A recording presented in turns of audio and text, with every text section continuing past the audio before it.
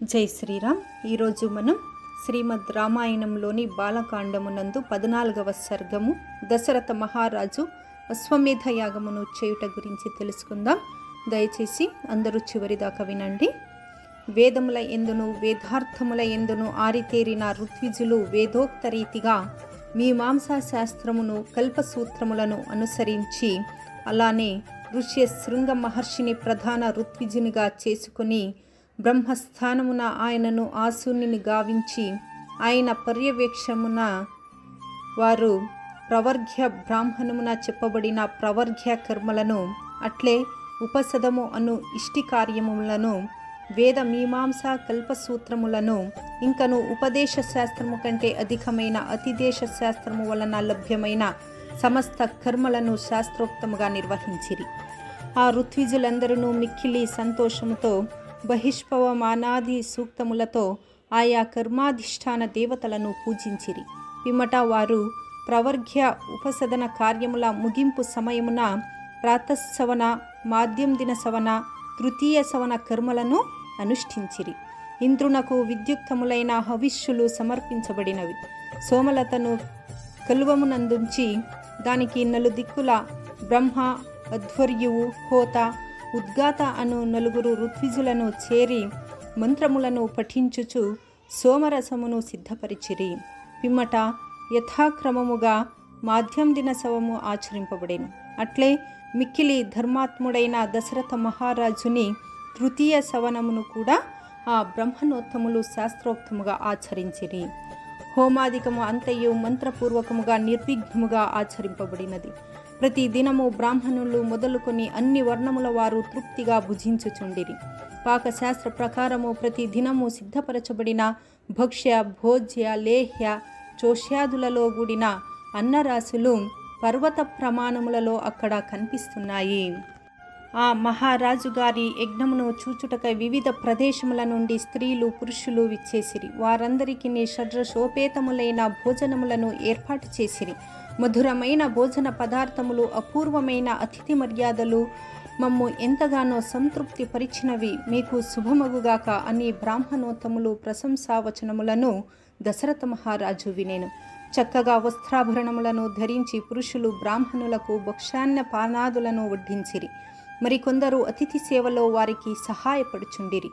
వాక్చతురులను ప్రజ్ఞాశీలురును అయిన బ్రాహ్మణులు హోమ కార్యముల మధ్య విరామ సమయములలో ఒకరికొకరు జయింపవలెనను ఉత్సాహముతో హేతుబద్ధములైన అనేక వైదిక చర్చలను గావించుచుండిరి.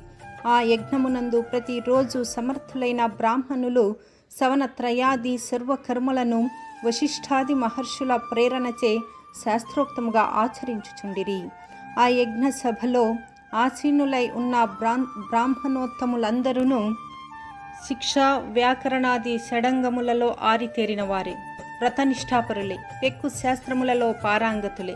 ఆ యజ్ఞమునందు యూపస్తంభములను నిలబెట్టబడినవి. ఆ యూపస్తంభములన్నీయును యజ్ఞములను నడిపించగల అనుభవజ్ఞులచే బంగారు తొడుగులతో అలంకరింపబడినవి. ఆకాశమున సప్తర్షుల వలె అవి దేదీప్యమానములై విరాజిల్లుచుండెను. ఇటుకలు శాస్త్రోక్త ప్రమాణములో సిద్ధపరచబడినవి. యజ్ఞ వేదికల నిర్మాణముల యందు దక్షులైన బ్రాహ్మణులచే అగ్నివేదికలు నిర్మింపబడినవి. ఇది 2 రెక్కలను తోకను చాచి తూర్పు ముఖముగా క్రింద చూచుచున్న గరుత్మంతుని ఆకృతి వలె ఉండెను. సాధారణముగా ఈ హోమ వేదిక 6 వరుసలు కలిగి ఉండును. కానీ అశ్వమేధ యాగములో ఇది 3 రెట్లు అనగా 18 వరుసలు కలిగి ఉండును. అక్కడ శాస్త్ర ప్రకారము పశువులు, పాములు, పక్షులు ఆయా దేవతలను ఉద్దేశించి యూపస్తంభమునకు కట్టివేయబడినవి. యజ్ఞము యొక్క శాంతి కర్మయందు హయమును, తాబేలు మొదలగు జలజంతువులను శాస్త్రవిధిని అనుసరించి యూపస్తంభమునకు బంధించిరి. దశరథ మహారాజు యొక్క ఉత్తమ అశ్వము కూడా స్తంభమునకు బంధింపబడినది. కౌసల్య, సుమిత్ర, కైకేయి అను దశరథుని 3 భార్యలు ఆ యజ్ఞాశ్వమునకు పూర్తిగా పరిచర్యలు చేసి దానికి సవ్య అపసవ్యములుగా ప్రదక్షిణమునర్చి సంతోషముతో దానిపై బంగారు సూదులతో 3 గుర్తులు పెట్టిరి. పట్టమహిషి అయిన కౌసల్యాదేవి ధర్మసిద్ధి కొరకు స్థిరమైన చిత్తముతో అశ్వ సమీపమున ఒక రాత్రి నివసించెను.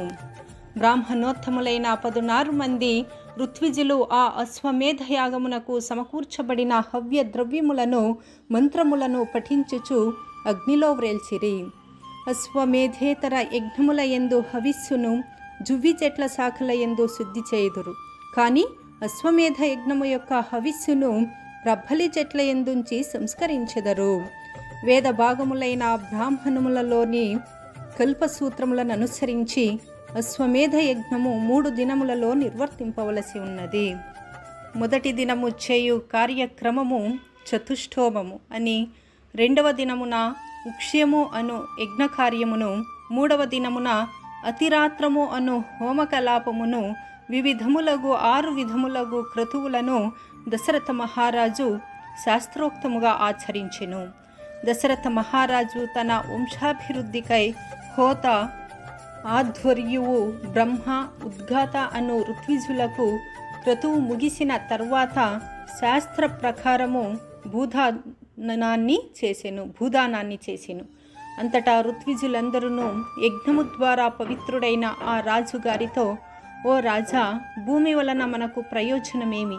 దీనికి బదులుగా మనులను గాని, బంగారమును గాని, గోవులను గాని ఇవ్వండి అని వేదవేత్తలైన బ్రాహ్మణులు పలుకగా మహారాజు వారితో అవసరమైన వాటిని సమకూర్చెను. ఆ ఋత్విజులందరూ తమకు దక్షిణలుగా లభించిన సంపదలను వశిష్ఠ మహర్షికిని, ఋష్యశృంగ మహర్షికిని సమర్పించిరి. వాళ్ళిద్దరూ ఆ దక్షిణలను ఋత్విజులందరికీ యథోచితముగా పంచి ఇచ్చిరి. అప్పుడు బ్రహ్మణోత్తములందరూ సంతుష్టులైరి. ఇలా దశరథ మహారాజు కోశాగారమున గల ద్రవ్యమునంతయును పూర్తిగా దానము చేసిన తర్వాత ఒక బ్రాహ్మణుడు అర్థి అయి అక్కడికి వచ్చినప్పుడు దశరథ మహారాజు ఆయనకు తన ముంజేతికున్న కంకణమును కూడా దానము చేసెను. బ్రాహ్మణుల ఎడ భక్తి తత్పరుడైన ఆ రాజు ఆనంద భాష్పములను రాల్చుచు వారికి నమస్కరించెను. బ్రహ్మణోత్తములు సంప్రదాయబద్ధముగా వేదమంత్రములతో ఆశీర్వదించిరి. పుత్ర ప్రాప్తికి ప్రతిబంధకములైన పాపములను తొలగించునదియు, పుత్ర లాభము ద్వారా స్వర్గమును ప్రాప్తింపజేయునదియు, సామాన్యులైన రాజులు చేయుటకు అసాధ్యమైనదియు అయిన ఉత్తమోత్తమైన అశ్వమేధ యజ్ఞమును ఆచరించి దశరథ మహారాజు మిక్కిలి సంతుష్టుడాయెను. ఇంతటితో వాల్మీకి మహర్షి రచించిన ఆది కావ్యమైన శ్రీమద్ రామాయణమునంతలి బాలకాండమునందు 14వ సర్గము సమాప్తం. జై శ్రీరామచంద్ర పాదార్పణమస్తు. జై శ్రీరామ్.